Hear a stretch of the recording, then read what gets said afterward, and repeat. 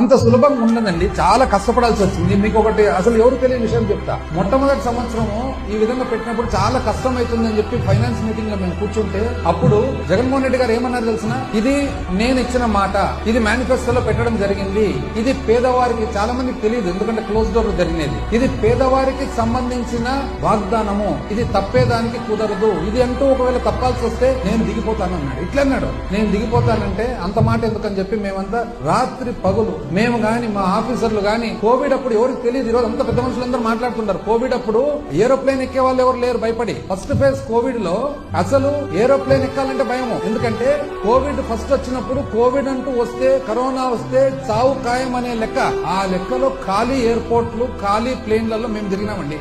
ఒక్కసారి కాదు, నేను గాని మా ఆఫీసర్స్ గాని ఎన్నో సార్లు తిరిగినాం. ఆ విధంగా తిరిగి కేంద్రంతో రావాల్సినవి మంచి చెడ్డ, ఆ రోజు కేంద్రం కూడా ఎంతో సహకరించింది, ఏ మాటకు ఆ మాటకు చెప్పాలా, కేంద్రం కూడా సహకరించింది ఆ రోజు.